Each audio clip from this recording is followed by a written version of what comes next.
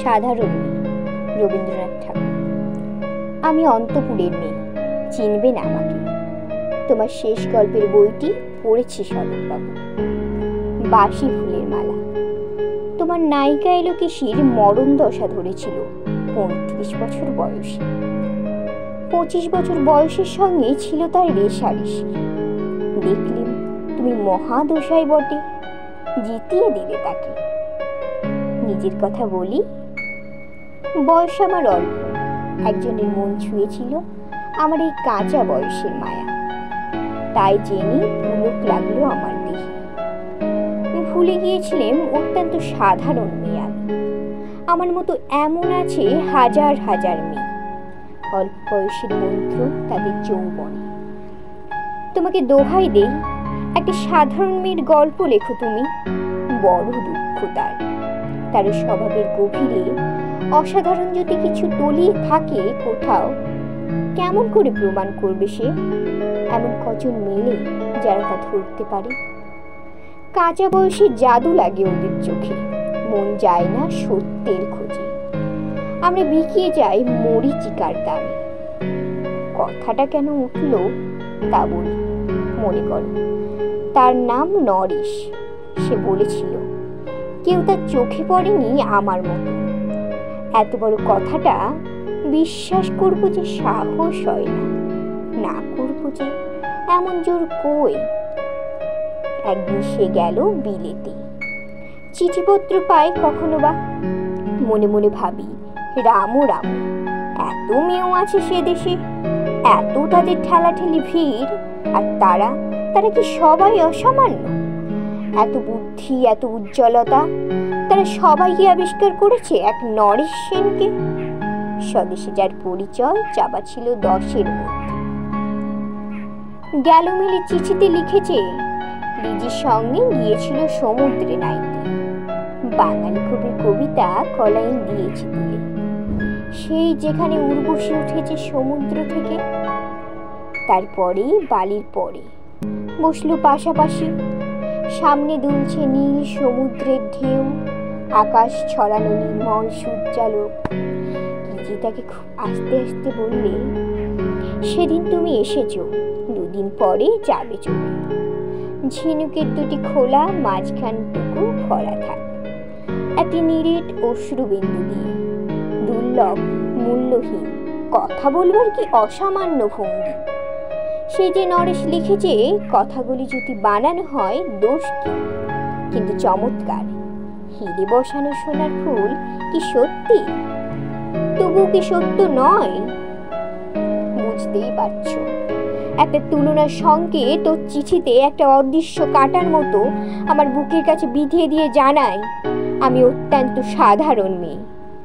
মূল্যবান কি পুরো মূল্য চুকিয়ে দিই, এমন ধন নেই আমার হাতে। ওগো, না হয় তাই হলো, না হয় ঋণী রইলেন চিরজীবন। পায়ে পড়ি তোমার, একটা গল্প লেখো তুমি শরৎবাবু। নিতান্ত সাধারণ মেয়ের গল্প।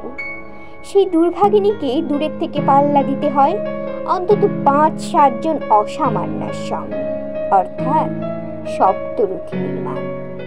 বুঝে নিয়েছি আমার কপাল ভেঙেছে, হার হয়েছে আমার। কিন্তু তুমি যার কথা লিখবে তাকে জিতিয়ে দিও আমার হয়ে।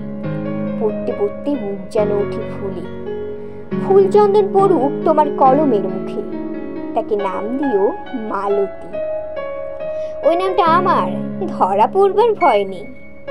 এমন অনেক মালতী আছে বাংলাদেশে, তারা সবাই সামান্য।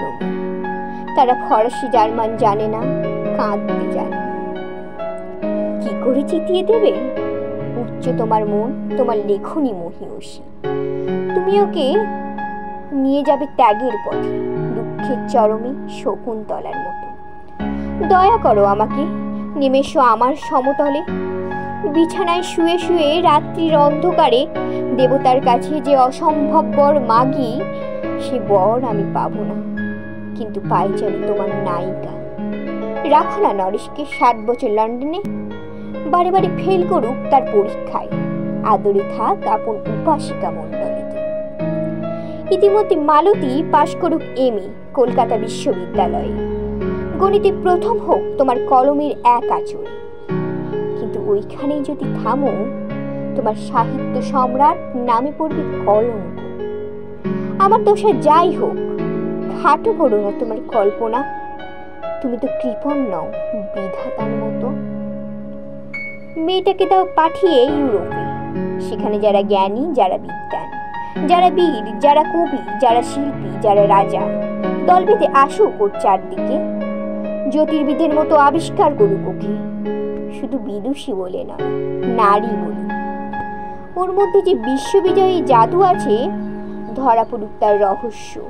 মূঢ়ের দেশে নয়, যে দেশে আছে সমজদার, আছে দরদি, আছে ইংরেজ, জার্মান, ফরাসি। মালতীর সম্মানের জন্য সভা ডাকা হোক না, বড় বড় নাম না যাদের সভা। মনে করা যাক সেখানে বর্ষণ হচ্ছে মুষলধারে চোট বাঁকবে। মাঝখান দিয়ে সে চলেছে অবহেলায়, ঢেউয়ের ওপর দিয়ে যেন পালের নৌকা। ও চোখ দেখে ওরা করছে কানাকানি। সবাই বলছে ভারতবর্ষের সজল মেঘ আর উজ্জ্বল রৌদ্র মিলেছে মোহিনী দৃষ্টিতে। ওইখানে জনান্তিকে বলে রাখি, সৃষ্টিকর্তার প্রাসাদ সত্যি আছে আমার চোখে। বলতে হলো নিজের মুখে, এখনো কোনো ইউরোপীয় রসঙ্গের সাক্ষাৎ ঘটেনি কপালে। নরেশ এসে দাঁড়াক সেই কোণে, আর তার সেই অসামান্য মেয়ের দল। আর তারপরে আমার নোটে সাক্ষী মোড়লো, স্বপ্ন আমার ফুরলো।